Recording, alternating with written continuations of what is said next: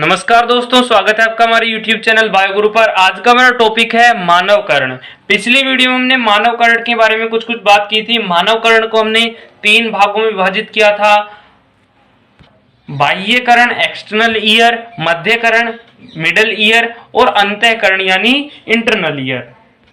इन तीनों में से हमने एक्सटर्नल ईयर यानी बाह्य कर्ण के बारे में जाना था। उसमें हमने पढ़ा था कि बाहर की तरफ हमारा पिन्ना पाया जाता है, जिसका काम क्या होता है, वॉइस कलेक्टिंग, यानी जो बाहर से वॉइस वेव्स आ रही हैं, ध्वनि तरंगे आ रही हैं, उनको एक जगह इकट्ठा करना और किस में डालना, ऑडिटरी कैनाल में डालना।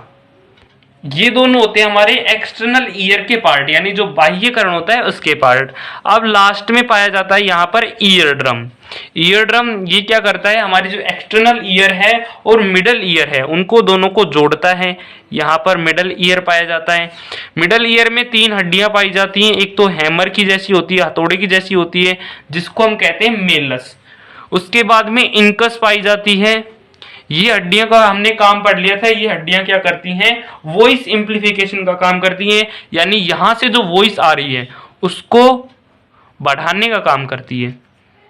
वॉइस को कैसे बढ़ाती है, यहां पर ये जो ईयर ड्रम पाया जाता है एक्सटर्नल ईयर के सबसे बाहर की तरफ, जो अंदर की तरफ जो ऑडिटरी कैनाल जहां खत्म होती है वहां पर ये जो ईयर ड्रम पाया जाता है, कान का पर्दा पाया जाता है, इसका क्षेत्रफल ज्यादा होता है। जबकि यहां पर लास्ट में, मिडल ईयर के लास्ट में जो स्टेपिस हड्डी पाई जाती है, शरीर की सबसे छोटी हड्डी, इसका जो क्षेत्रफल है वो छोटा होता है। अब क्षेत्रफल जब छोटा बड़ा होता है तो हमने पढ़ा है कि जब दाब समान लगता है और क्षेत्रफल छोटा बड़ा होता है, तो जहां पर क्षेत्रफल बड़ा होता है, ये जो ईयर ड्रम है इसका क्षेत्रफल बड़ा है, तो यहां पर क्या होगा, जो दबाव है, प्रेशर है, वो कम लगेगा। और स्टेपिस हड्डी का जो क्षेत्रफल होता है वो छोटा होता है और उस पर भी बल उतना ही लगता है, तो यहां पर जो दबाव है वो ज्यादा लगेगा। यानी दबाव तो समान रह रहा है, यहां से जो दबाव आ रहा है ध्वनि तरंगों का वो आ रहा है ईयर ड्रम पर, यानी दबाव वहां पर समान है। अब ईयर ड्रम उस बल को कहां पर भेज देता है, इस तरह से ये 2 हड्डियों में से होता हुआ स्टेपिस हड्डी में चला जाता है। और जब स्टेपिस हड्डी में पाया जाता है तो यहां तक आता हुआ जो दबाव है वो बढ़ जाता है। दबाव क्यों बढ़ जाता है, क्योंकि यहां पर जो क्षेत्रफल है वो कम हो जाता है, जिससे यहां पर मिडल ईयर के आगे जो इंटरनल ईयर पाया जाता है, अंतःकरण पाया जाता है, इसकी संरचना क्या है हमने बात कर ली थी। इसकी संरचना में 2 पार्ट्स होते हैं। एक तो कोक्लिया होता है जो क्या करता है, हमारी हियरिंग का काम करता है, यानी जो सुनने का कार्य है वो इंटरनल ईयर के ये जो पार्ट है कोक्लिया ये करता है। और ऊपर का जो पार्ट है वो क्या करता है, हमारी बैलेंसिंग का काम करता है, संतुलन का काम करता है। इसमें 3 ट्यूब्स पाई जाती हैं जो एक दूसरे से परपेंडिकुलर होती हैं, यानी लंबवत होती है। तो ये 3 ट्यूब हो गई। अब पिन्ना को पिन्ना जो है उस, यानी बाह्य कर्ण का सबसे बाहर का पार्ट पिन्ना जो हमें दिखाई देता है, उसको छोड़ करके और सारा जो भी पार्ट है वो हमारे स्कल यानी खोपड़ी की एक हड्डी होती है, टेम्पोनियम बोर्ड। यहां पर हमने पढ़ लिया है कि जो ब्रेन होता है, यहां पर कौन सी लोब पाई जाती है, टेम्पोरियल लोब पाई जाती है, और इसके बाहर की तरफ पाई जाती है टेम्पोरियल बोन। तो ये जो टेम्पोरियल बोन है इसके अंदर इस तरह का कुछ गड्ढा है। इस गड्ढे को हम क्या कहते हैं, लेब्रिंथ कहते हैं।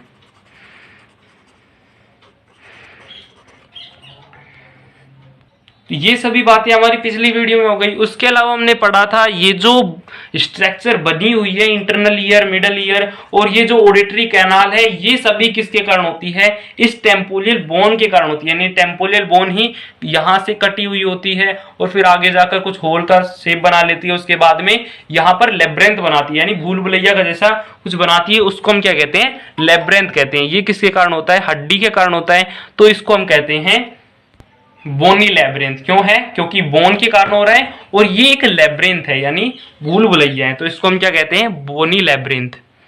इसके बाद में हमने पढ़ा था ये जो बोनी लेब्रिंथ है इसके अंदर कुछ गुब्बारे लाइक स्ट्रक्चर पाए जाते हैं इस तरह से, ये भी पूरी फैली हुई होती है। यानी जहां तक हमारा जो बोनी लैब्रिंथ है वहां तक फैली हुई है। ये जो मेम्ब्रेनस लैब्रिंथ है, यानी जो मेम्ब्रेन का बना हुआ ये गुब्बारे लाइक स्ट्रक्चर है, ये भी वहां तक फैला होता है। यानी ये भी कैसा हो गया, लेब्रिंथ का जैसा हो गया। यानी जहां तक बुलबुलिया फैली हुई है वहां तक ये भी फैला हुआ है। तो इसकी जो स्ट्रक्चर है, इसका जो संरचना है वो भी बुलबुलिया की जैसी हो गई। तो इसको भी हम कह सकते हैं लेब्रिंथ। चूंकि ये मेम्ब्रेन से बनी हुई है, यानी भित्ति से बनी हुई है, तो परत से बनी हुई है, इसको हम कहते हैं मेम्ब्रेनस लैब्रिंथ। और ये जो बाहर की साइड जो बुलबुलिया है वो किससे बनी होती है, बोन से बनी होती है, तो इसको हम कहते हैं बोनी लैब्रिंथ। अब ये जो मेम्ब्रेनस लैब्रिंथ है ये बोनी लैब्रिंथ में फैली होती है। यानी ये जो सेमी सर्कुलर ट्यूब्स पाई जाती हैं, अर्धचंद्राकार ट्यूब, यहाँ पर भी ये मेम्ब्रेन्स फैली हुई होती है। इंटरनल ईयर में हमने केवल इतनी बात की थी। एक्सटर्नल ईयर और मिडल ईयर के बारे में पूरा पढ़ लिया था, और इंटरनल ईयर के बारे में हमने केवल इतनी बात की थी।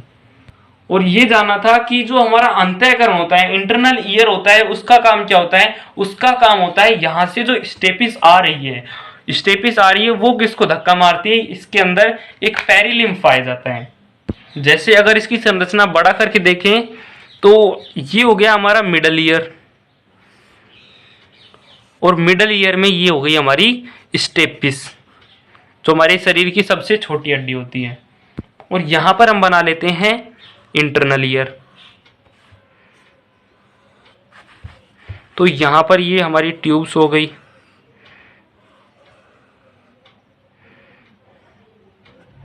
ये जो ट्यूब्स होती हैं ये नीचे से फूली हुई होती हैं, सूजी हुई होती हैं। इन ट्यूब्स के बारे में हमने पढ़ लिया, ये ट्यूब्स कैसे पाई जाती हैं। ये ट्यूब्स तीनों एक दूसरे से परपेंडिकुलर होती है, यानी लंबवत होती है। और इनकी स्थिति के बारे में जान लिया था। एक तो हमारी होती है हेडफोन की तरह, हेडफोन की तरह होती है। हेडफोन की जितनी नहीं होती है, छोटी छोटी ट्यूब्स होती हैं, और हेडफोन की तरह हो गई एक तो ट्यूब। दूसरी हो गई हमारी जबड़े की तरह। जैसे आप इमेजिन करके देखो, एक तो हो गई हमारी हेडफोन की तरह, ये वाली हो गई हमारी हेडफोन की तरह, और ये वाली हो गई हमारी जबड़े की तरह। उसके अलावा तीसरी हो गई हमारी जो आगे की फेस है और पीछे का फेस है, वहां से अगर मिला के देखें ये वाली, इनके बारे में हमने बात कर ली है। ये तीन ट्यूब्स पाई जाती हैं जो तीनों एक दूसरे से परपेंडिकुलर होती हैं, यानी लंबवत होती हैं। ये क्या करती है, हमारी जो बैलेंस का काम करता है वो यही करता है। हमारे ईयर का काम क्या होता है, हमारे ईयर का काम होता है एक तो सुनना और दूसरा हमारी बैलेंस करना। तो जो दोनों काम होती है वो करता है हमारा इंटरनल ईयर। एक्सटर्नल ईयर का काम क्या है, एक्सटर्नल ईयर का काम इतना है कि वो जो ईयर है वो केवल वॉइस कलेक्ट करके हमारे अंदर वाले जो पार्ट्स हैं उन तक भेजता है। और मिडल ईयर का काम क्या है, मिडल ईयर का काम है कि हमारी जो वॉइस आ रही है उसको एम्पलीफाई करता है, यानी उसको बढ़ाता है। और जो बाकी का जो काम है, मेन काम है, वो इंटरनल ईयर में होता है।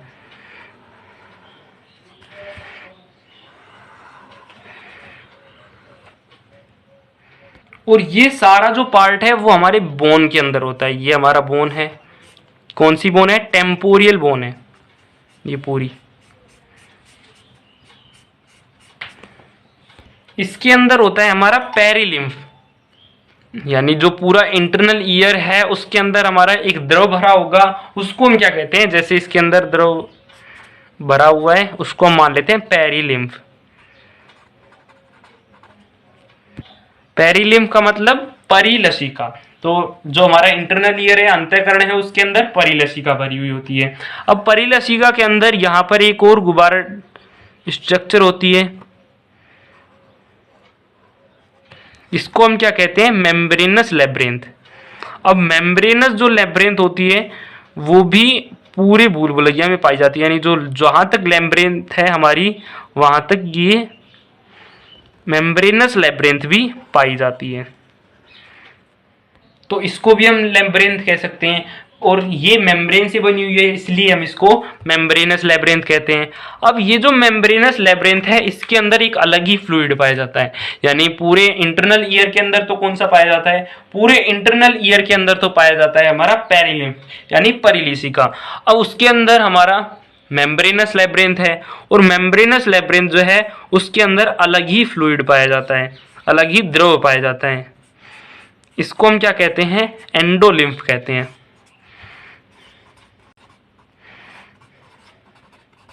यानी अंतःलसिका। अब यही फ्लूइड किसके अंदर पाया जाएगा? इन डक्ट्स के अंदर भी पाया जाएगा।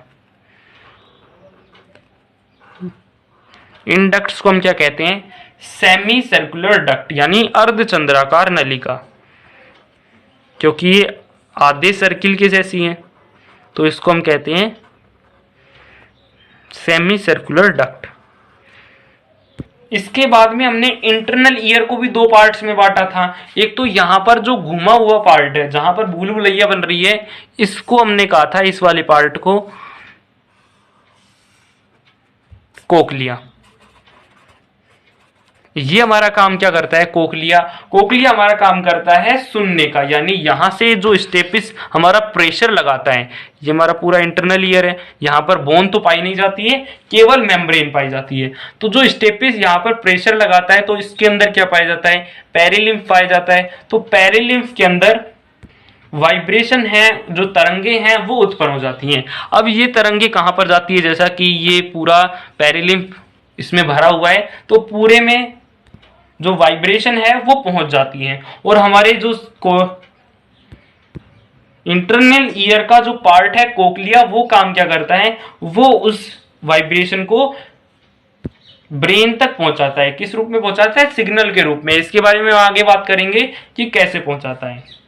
और दूसरा पार्ट हमने पढ़ा था यहां पर ऊपर, जो हमारे बैलेंसिंग का काम करता है, यानी संतुलन का काम करता है। इसको हम क्या कहते हैं? वर्टिबुलाई, सॉरी वेस्टिब्यूल। इसको हम क्या कहते हैं? वेस्टिब्यूल। यानी इंटरनल ईयर के दो पार्ट हो गए, एक तो हमारा हो गया कोक्लिया और दूसरा हो गया वेस्टिब्यूल। वेस्टिब्यूल काम क्या करता है? हमारे बैलेंसिंग का काम करता है, और कोक्लिया है वो हमारे हियरिंग का काम करता है। अब इसमें इंपॉर्टेंट कौन सा है? कोक्लिया, क्योंकि यही हमारे मेन फंक्शन है। यानी हमारा ईयर का मेन फंक्शन क्या है? सबसे पहले जो हमारा ईयर का मेन फंक्शन है वो है हमारे सुनने का, यानी हियरिंग। और यहां पर हियरिंग का काम कौन कर रहा है? कोक्लिया कर रहा है। तो हम कोक्लिया को एक बार विस्तार से जान लेते हैं, इसके अंदर की संरचना के बारे में। तो यहां पर हम कोक्लिया को एक बार बना लेते हैं। कोक्लिया क्या है? ये घुमा हुआ पार्ट है, इसको हम क्या कहते हैं? कोक्लिया कहते हैं। कोक्लिया के अंदर ये हो गई हमारी बोन, यानी ये हमारा बोनी लेब्रिंथ है, और बोनी लेब्रिंथ के अंदर पाया जाता है हमारा मेम्ब्रेनस लेब्रिंथ। ये इसके साथ साथ एक मेम्ब्रेन पाई जाती है जो इस भूल भुलैया के आकार की होती है, तो इसको हम क्या कहते हैं? Membranes labyrinth. अब ये जो कोक्लिया है ये थोड़ी घूमी हुई स्ट्रक्चर होती है, किसकी तरह होती है? लेब्रिंथ, यानी भूल भुलैया की तरह। तो इसका अगर हम संरचना की बात करें तो यहाँ पर कुछ अच्छे से समझ में नहीं आएगा, तो अच्छे से समझने के लिए इसको हम खोल देते हैं, यानी ये जो घूमी हुई स्ट्रक्चर है इसको सीधा कर देते हैं। तो जैसे हम यहाँ पर बना लेते हैं सीधी स्ट्रक्चर, तो सीधी स्ट्रक्चर कुछ इस तरह की होती है। ये हमने इस कोक्लिया को खोल दिया, इसके बीचों बीच पाई जाती है हमारी मेम्ब्रेनस लेब्रिंथ। जैसे ही हमने मेम्ब्रेनस लेब्रिंथ बना दिया है। अब ये जो मेम्ब्रेनस लेब्रिंथ है ये बिल्कुल लास्ट तक टच होती है, टच तो नहीं होती, थोड़ा सा गैप होता है, वैसे हम टच मान सकते हैं, क्योंकि हमारा जो मेम्ब्रेनस लेब्रिंथ है वो इस लेब्रिंथ को दो पार्ट्स में डिवाइड करता है। ये दिखने में तो ऐसा है, अगर आप सोचते हो कि जैसे ये हमारा मान लो कोक्लिया है और ये हमने इसका कट सेक्शन ले लिया, तो आप क्या समझते हो? ये कट सेक्शन जो है इसके अंदर कुछ इस तरह से हमारा मेम्ब्रेनस लेब्रिंथ होगा, यानी ये भी गोल और इसके अंदर जो पाया जाता है वो भी गोल, लेकिन वो थोड़ा छोटा होता है। लेकिन कुछ ऐसे तरीके का नहीं होता है हमारा ये कोक्लिया। हमारा कोक्लिया कैसा होता है? ये अंदर तो ये बोल तो क्या पाई जाती है? हमारा कोक्लिया पाया जाता है, इसके अंदर यहां पर इस तरह से, यानी इसको दो पार्ट्स में डिवाइड करती है। आप क्या सोचते हो कि यहां पर बाहर की साइड तो हमारा जो कोक्लिया है वो हो गया, आप समझते हो कि बाहर की साइड कोक्लिया है वो हो गया, और उसके अंदर जो मेम्ब्रेनस लैब्रिन्थ है, इसके अंदर जो छोटा सा गोला दिख रहा है उसकी तरह है। लेकिन ऐसा नहीं होता है, कोक्लिया तो गोल होता है लेकिन अंदर जो मेम्ब्रेनस लैब्रिन्थ पाई जाती है वो गोल ना होकर के यहाँ पर चपटी होती है। यानी जो कोक्लिया है उसके अंदर जो पेरिलिम्फ पाया जाता है, परिलसिका पाई जाती है, उसको दो भागों में डिवाइड करता है। जैसे यहां पर हमने मार्क कर दिया, यहां पर हमने मार्क कर दिया, तो यहां से यहां तक एक लेयर लाइक स्ट्रक्चर हो गई। तो हमारा जो पेरिलिम्फ इसके अंदर पड़ा हुआ है वो दो भागों में बट गया, एक तो ऊपर वाला भाग, एक नीचे वाला भाग। तो और अब आपको समझ में आए कि जो कोक्लिया होती है उसके अंदर की स्ट्रक्चर कैसी होती है। जैसे अगर हम इसका कट सेक्शन लें, यानी मान लो ये कोक्लिया है हमारा, अब इसको यहां से काट देते हैं, तो इसका जो खड़ा हुआ सेक्शन है, अनुप्रस्थ काट है, उसको लेते हैं, तो ये कुछ इस तरह की दिखेगी। जैसे यहां पर हम बना देते हैं, ये तो हो गया हमारा जो कोक्लिया है बाहर, वो हो गया। इसके अंदर जो मेम्ब्रेनस लैब्रिन्थ है वो इसके समान नहीं होती, यानी गोल स्ट्रक्चर नहीं होती है, वो इसको दो भागों में बांटती है। जैसे हम यहां पर बनाना चाहें तो ये हमने बना लिया है। अब ये जो मेम्ब्रेनस लैब्रिन्थ है ये इसके बिल्कुल टच होती है, यानी इसके अंदर जो पेरिलिम्फ पाया जाता है उसको दो भागों में बांटती है। एक तो पेरिलिम्फ ऊपर की साइड हो गया, एक पेरिलिम्फ नीचे की साइड हो गया। अब ये तो दिखाई हमने इसका कट सेक्शन, यानी जो हमारा पेरिलिम्फ है, मान लो कोक्लिया है, वो कुछ इस तरह का है। अब इसको यहां से काटा है तो हमें ये कुछ इस तरह का दिख रहा है। और यदि हम इसको इस तरह से देखें तो इस तरह से ये हमारा, इस तरह से ये जो कोक्लिया है वो कुछ इस तरह से दिखेगा, और उसके अंदर जो मेम्ब्रेनस लैब्रिन्थ है वो तो इसी तरह की दिखेगी। तो ये समझ में आया कि जो कोक्लिया होता है उसके अंदर मेम्ब्रेनस लैब्रिन्थ किस तरह स्थित होती है। अब हम इसको दो भागों में बांट भी सकते हैं, यानी जो हमारा ये पूरा पार्ट है कोक्लिया का, इसको मेम्ब्रेनस लैब्रिन्थ दो भागों में बांट रही है। जहां पर साफ साफ दिख रहा है, एक ऊपर वाला भाग, एक नीचे वाला भाग। तो जो ऊपर वाला भाग होता है उसको हम कहते हैं स्काला वर्टिबुलाई, सॉरी स्काला वर्टिबुलाई नहीं, स्काला वेस्टिबुलाई। और नीचे का जो पार्ट होता है उसको हम कहते हैं स्काला टेम्पिने। अब आप कहोगे कि ये इंग्लिश जो मीनिंग है वो बहुत हार्ड है, हमारा जो चैनल है वो किससे रिलेटेड है, हिंदी मीडियम से रिलेटेड है। अब आप कहोगे कि इंग्लिश में शब्द क्यों लिख रहे हो।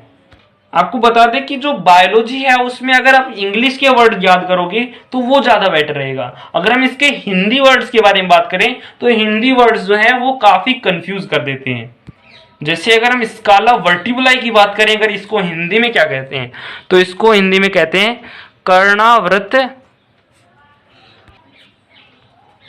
अधः मल्या। और अगर स्काला टेम्पेनी की बात करें तो इसका नाम होगा कर्णावृत अधिमल्या। तो ये जो नाम है ये काफी हार्ड नाम है और कंफ्यूजन भी कर देते हैं। तो यहां पर अगर आप याद करोगे तो यहां पर तो याद हो जाएंगे, लेकिन जब हम और सिस्टम पढ़ेंगे, यानी जैसे अगर हम आई का सिस्टम पढ़ रहे हैं, डाइजेस्टिव सिस्टम पढ़ रहे हैं, उसमें छोटी आंत में बहुत सारे अलग अलग नाम आते हैं, विलाई, माइक्रोविलाई, म्यूकोजा, सब म्यूकोजा, ऐसे बहुत सारे नाम आते हैं। तो उनके जो नाम होते हैं वो थोड़े कंफ्यूज करने वाले होते हैं। तो जो हिंदी मीनिंग होते हैं, हिंदी वर्ड्स होते हैं, वो थोड़े हार्ड भी होते हैं और उनमें कंफ्यूजन भी ज्यादा होता है। तो आपके लिए बेटर होगा कि आप इंग्लिश वर्ड ज्यादा याद करें। तो यहां पर हमने कोक्लिया को, जो पेरिलिम्फ पाया जाता है, उसको दो भागों में बांटा है, स्काला वर्टिबुलाई और स्काला टेम्पेनी। और बीच का जो पार्ट है यहाँ पर ये रेड वाला, ये भी किसके अंतर्गत आता है, कोक्लिया के अंतर्गत ही आता है। तो इसको हम कहते हैं स्काला मीडिना। तो ये तीन नाम याद आपको रह जाएंगे। जो ऊपर वाला पार्ट है कोक्लिया का उसको हम कहते हैं स्काला वेस्टिबुलाई, बीच वाला पार्ट है ये तो मिडल से याद हो जाएगा, मिड से याद हो जाएगा, स्काला मीडा, और नीचे का होता है स्काला टिम्पेनाई।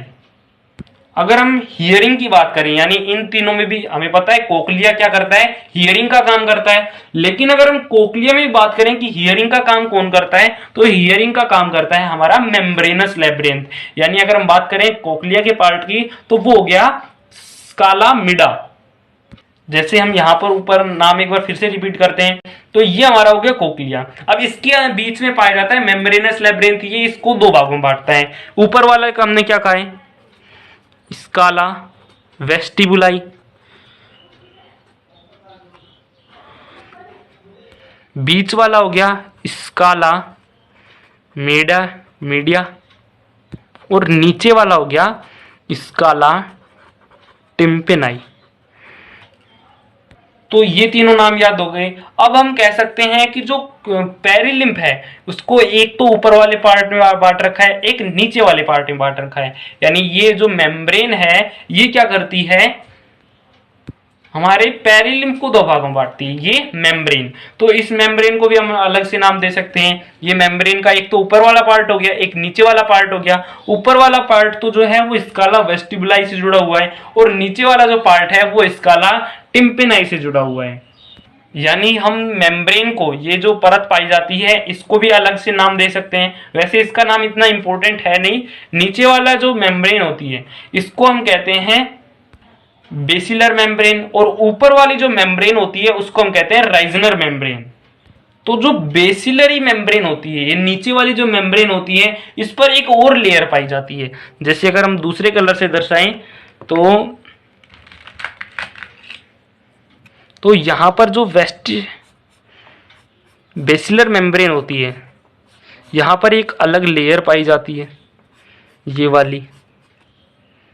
इस लेयर को हम क्या कहते हैं, ऑर्गन ऑफ कोर्टी।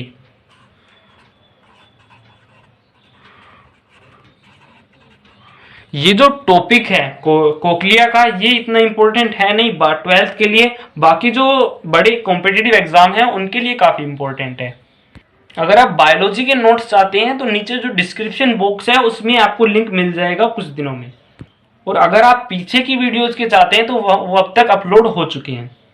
तो जो ऑर्गन ऑफ कोर्टाई है ये हमारे हियरिंग में काम करता है। यानी अभी तक हमने क्या पढ़ा, जो इंटरनल ईयर है उसमें सबसे इंपॉर्टेंट पार्ट क्या है, कोक्लिया है, क्योंकि वो हमारी हियरिंग का काम करता है, सुनने का काम करता है। और अगर उसमें भी हम ज्यादा बात करें तो उसमें जो मेम्ब्रेनस लेब्रिंथ है वो काम करती है। और अगर मेम्ब्रेनस लेब्रिंथ के अंदर की भी संरचना देखें तो उसके अंदर जो हमारा ऑर्गन ऑफ कोर्टाई है वो हमें हियरिंग में मदद करता है। यानी जो ऑर्गन ऑफ कोर्टाई है वो हमारे लिए काफी इंपॉर्टेंट है, क्योंकि ये हमें मदद करती है सुनने के लिए। अब काफी इंपॉर्टेंट है तो इसको सुरक्षा प्रदान भी करना चाहिए। तो इसको सुरक्षा प्रदान करने के लिए इसके ऊपर एक परत होती है, पतली सी परत होती है। वैसे ये जो ऑर्गन ऑफ कोर्टाई है ये भी काफी पतली होती है, लेकिन इससे भी काफी पतली जो है वो इसके ऊपर लेयर होती है, और वो भी होती है मेम्ब्रेन की। इसको हम कहते हैं टेक्टोरियल मेम्ब्रेन। तो ये तो हमने इसकी खड़ी हुई काट देख ली। जैसे अगर हम कोक्लिया की बात करें तो इस तरह से हमने काट देख ली। अगर हम इस तरह की संरचना को देखें, यानी अनुप्रस्थ काट को देखें, तो उसमें ऑर्गन ऑफ कोर्टाई आपको अलग ही देखने को मिलेगा। अब तक जो हमने पढ़ा है कि अंदर जो मेम्ब्रेनस लेब्रिंथ पाई जाती है वो चौकुटी होती है, यानी चौकोर होती है। अब यदि हम ऑर्गन ऑफ कोर्टाई की बात करें, यहां पर अगर हम ऑर्गन ऑफ कोर्टाई की बात करें तो यहां पर जो संरचना दिखाई हुई है उसके अनुसार तो आपको क्या लगता है कि ये जो मेम्ब्रेनस लेब्रिंथ है इसके यहां पर नीचे की तरफ क्या पाई जाएगी, ऑर्गन ऑफ कोर्टाई पाई जाएगी। लेकिन ऐसा होता नहीं है। ये जो ऑर्गन ऑफ कोर्टाई है ये यहां पर कुछ कोने में स्थित होती है। यानी ये जो पूरी भरी हुई, अगर हम इसको भर देंगे, अभी तो हम इसकी आंतरिक संरचना के बारे में पढ़ेंगे तो इसको भरेंगे नहीं, अगर इसको ग्रीन कलर से भर देते हैं तो ये हो गई हमारी ऑर्गन ऑफ कोर्टाई। हालांकि ग्रीन कलर की होती नहीं है, वैसे हमने ऊपर जो ऑर्गन ऑफ कोर्टाई दिखाई है वो ग्रीन कलर की दिखाई है, तो यहाँ पर भी ग्रीन कलर की दर्शा दी है। तो ये हो गई हमारी ऑर्गन ऑफ कोर्टाई। यानी अगर हम खड़ी काट में देखें इस तरह से तो हमें कुछ अलग ही नज़ारा देखने को मिलता है, जो मेम्ब्रेनस लेब्रिंथ है, मेम्ब्रेन वगैरह हैं। और यदि हम इस तरह से अनुप्रस्थ काट को देखें तो हमें थोड़ा अच्छे से समझ में आता है। तो ये हो गया हमारा ऑर्गन ऑफ कोर्टाई। और हमने अभी पढ़ा ऑर्गन ऑफ कोर्टाई काफी इंपॉर्टेंट है क्योंकि ये हियरिंग में मदद करता है और इसकी सुरक्षा में हमने एक मेम्ब्रेन भी लगाई है। वो मेम्ब्रेन कौन सी है? यहां पर इसके ऊपर लगी हुई है। वो मेम्ब्रेन कौन सी है? Tectorial membrane. यहां तक आपको बात समझ में? एक बार फिर से रिपीट करते हैं, हमारा जो कोक्लिया है वो घुमावदार स्थिति में है यानी लैब्रिंथ है। अब यदि हम उसकी आंतरिक संरचना के बारे में जानते हैं तो वो काफी डिफिकल्ट होता है, तो हम क्या करते हैं, यहाँ पर इसकी संरचना जो है उसको खोल देते हैं। अब जब हम संरचना खोलते हैं तो इसको हम दो तरीके से दिखाते हैं, एक तो अनुप्रस्थ यानी सीधी हुई काट और एक हम अनुप्रस्थ काट में दिखाते हैं ताकि अच्छे से समझ में आए। तो इसमें बीच में हो गया हमारा मेम्ब्रेनस लैब्रिंथ, यानी जो अंदर मेम्ब्रेन पाई जाती है, गुब्बारा पाया जाता है जिसमें हमने बात की। इसके अंदर तो क्या पाया जाता है, जल्दी से लाइव चैट में लिखें, इसके अंदर जो मेम्ब्रेनस लैब्रिंथ है उसके अंदर कौन सा द्रव पाया जाता है? इसका आंसर है एंडोलिम्फ। और बाहर तरफ कौन सा पाया जाता है? ये जो कोक्लिया है इसके अंदर अगर हम बात करें, गुब्बारे को हटा दो भी, ये यानी जो मेम्ब्रेनस लैब्रिंथ है उसको हटा दो, बाहर की जो संरचना है कोक्लिया उसके अंदर कौन सा द्रव पाया जाता है? जल्दी से लाइव चैट में लिखें। इसका आंसर होगा पेरिलिम्फ। यानी पूरा अगर हम कोक्लिया की बात करें, यहां पर पूरे कोक्लिया की बात करें तो कोक्लिया में होता है पेरिलिम्फ और उसके अंदर एक मेम्ब्रेन पाई जाती है जो कोक्लिया के साथ ही चलती है। उस मेम्ब्रेन को हम क्या कहते हैं? मेम्ब्रेनस लैब्रिंथ कहते हैं और उसके अंदर पाया जाता है हमारा एंडोलिम्फ। अब हमने पढ़ा है कि जो हमारा मेम्ब्रेनस लैब्रिंथ है वो काम क्या करता है, वो हमारे हियरिंग में मदद करता है। और अगर उसमें भी अंदर बात करें तो उसके अंदर होगा हमारा जो ऑर्गन ऑफ कोर्टाई है। ये सामान्यतः क्या ऑर्गन ऑफ कोर्टाई?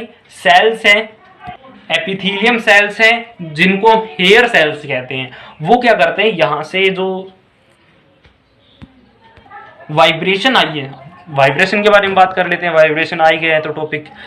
तो यहाँ पर हमने पढ़ा है कि यहाँ पर स्टेपिस पाई जाती है।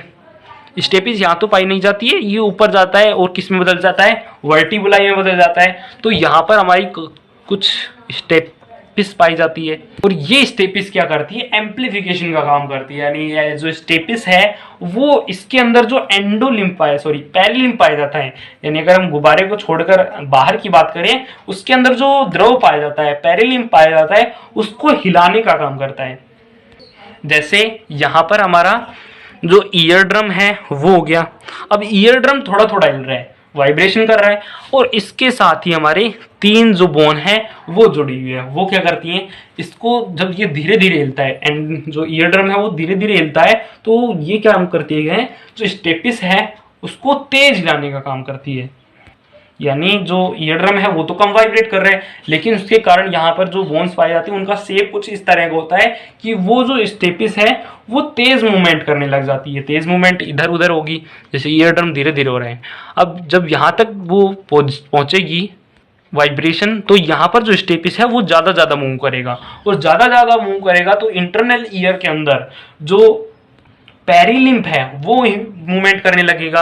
अगर हम आपको बताएं इसकी संरचना के बारे में, यानी इसकी स्थिति के बारे में बात करें तो इसकी स्थिति होगी यहाँ पर, यानी ये यहाँ पर हमने स्टेपिस बना दी है। अब स्टेपिस जुड़ती कहाँ पर है? ये जुड़ती है ऊपर वाले पार्ट में, यानी अभी हमने पढ़ा स्काला वर्टिबुलाई, ये ऊपर वाला जो पार्ट होता है कोक्लिया का वहां पर जुड़ती है। अब यहाँ पर ये आगे पीछे हो रही है, आगे पीछे हो रही है और इसके अंदर जो हमारा पेरिलिम्फ है वो भी यहाँ पर वाइब्रेट करने लग जाता है।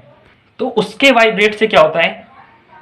उसके वाइब्रेट से होता ये है कि हमारा जो मेम्ब्रेनस लैब्रिंथ के अंदर जो पेरिलिम्फ पाया जाता है वो भी वाइब्रेट करने लग जाता है। पेरिलिम्फ के कारण हमारा जो ऑर्गन ऑफ कोर्टाई है वो मूवमेंट करने लग जाता है, यानी इसके अंदर भी क्या आ जाती है? वाइब्रेशन आ जाती है। अब ये जो स्टेपिस है ये लगातार मूवमेंट करता रहता है। अब मैं जो बोल रहा हूं वो रिकॉर्ड हो रही है और वो आवाज जा रही है आपके फोन में। अब फोन में जो स्पीकर होता है वो काम क्या करता है, कहीं तो एयर का प्रेशर ज्यादा कर देता है, कहीं एयर का प्रेशर कम कर देता है। तो वो जो एयर का प्रेशर कम ज्यादा है वो पहुंचता है आपके कानों तक और वहां पर जो एयर का प्रेशर कम ज्यादा है वहां पर जो ईयर ड्रम है, आपका ईयर ड्रम है वो कम ज्यादा मूवमेंट कर रहा है। जब कम ज्यादा मूवमेंट कर रहा है तो हमारा जो स्टेपिस है वो भी कम ज्यादा मूवमेंट कर रहा है। आपके अंदर कान के अंदर जो स्टेपिस सबसे छोटी हड्डी है वो भी कम मूवमेंट कर रही है। और ज़्यादा मूवमेंट कर रही है तो कम ज़्यादा यहाँ पर प्रेशर चलता रहता है।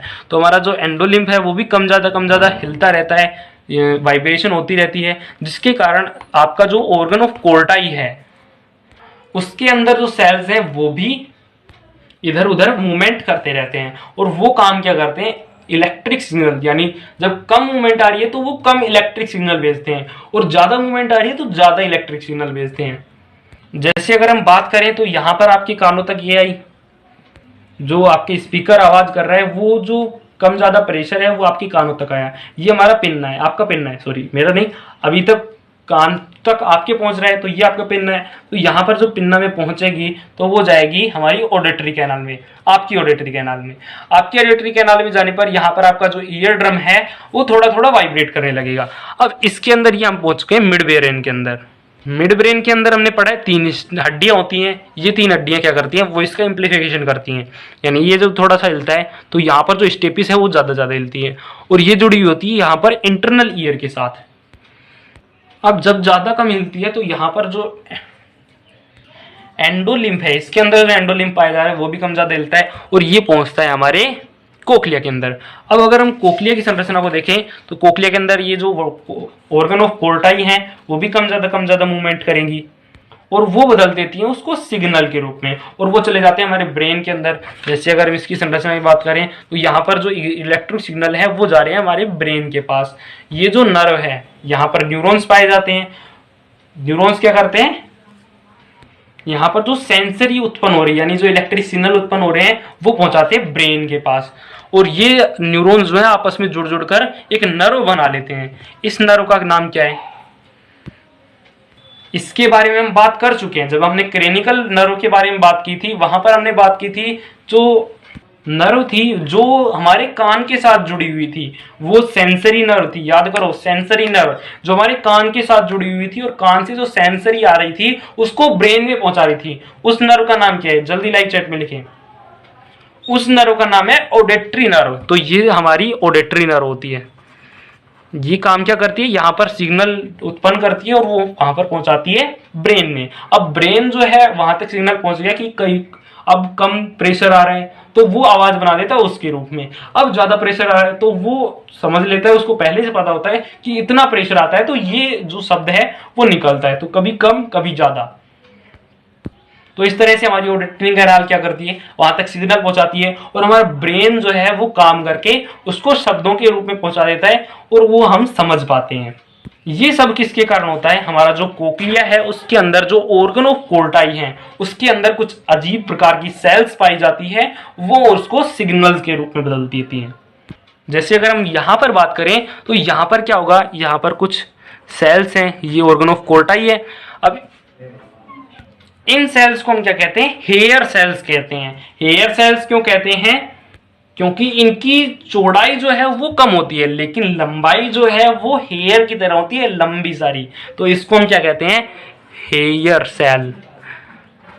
हेयर सेल के साथ यहाँ पर न्यूरॉन्स जुड़े होते हैं।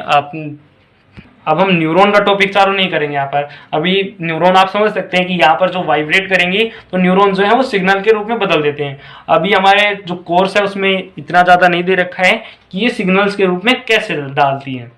हमें पढ़ना क्या है, ये हेयर सेल्स हैं, इनके ऊपर कुछ माइक्रोविलाइज पाई जाती हैं।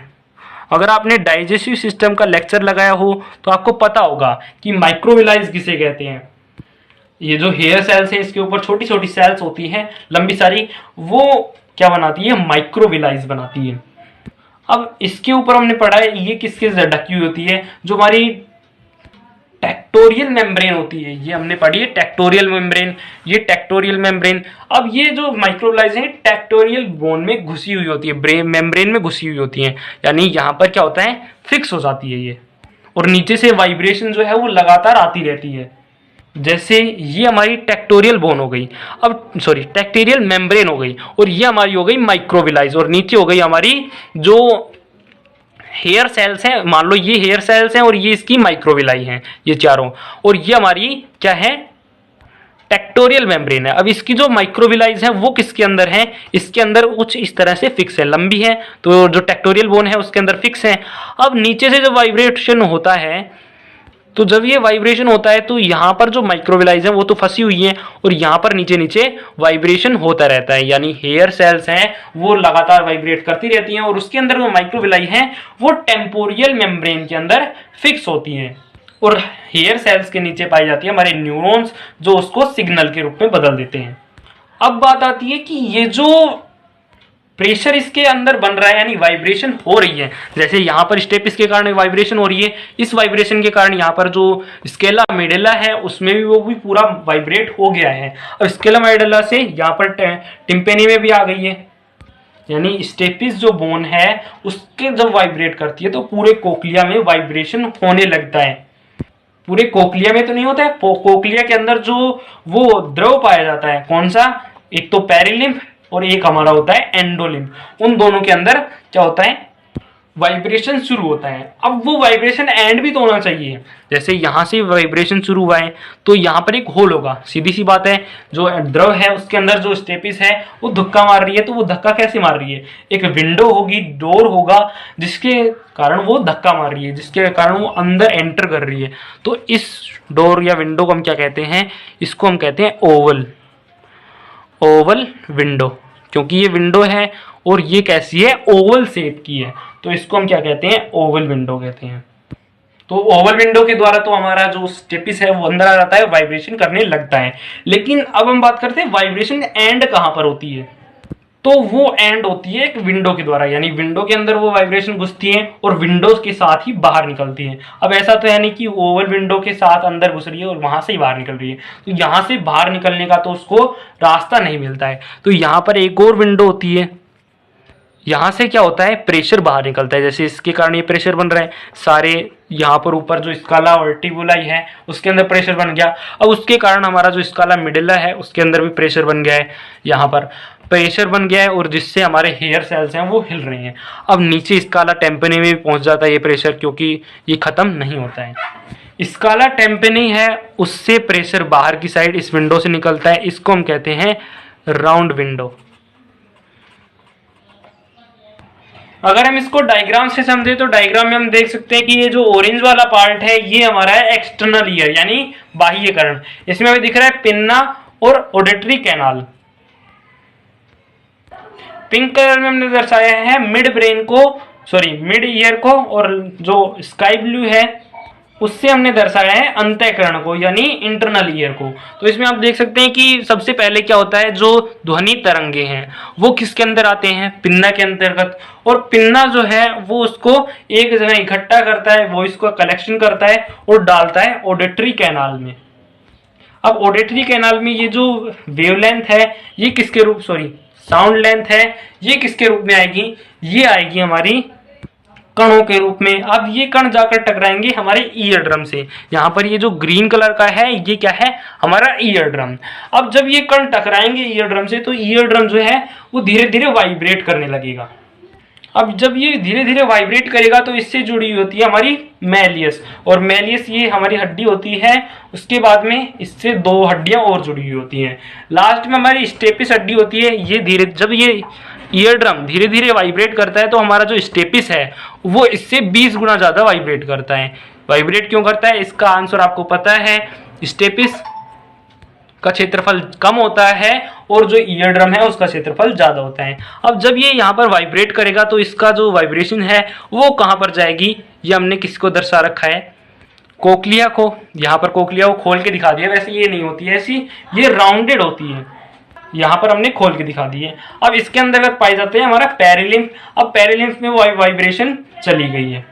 अब पेरिलिम्फ से वो वाइब्रेशन कहाँ पर जाएगी, इसके बीच में जो मेम्ब्रेनस लैब्रिन्थ है उसके अंतर्गत जाएगी, और मेम्ब्रेनस लैब्रिन्थ से ये नीचे की साइड यानी वेस्कुलर टिपेंसी के अंतर्गत आएगी।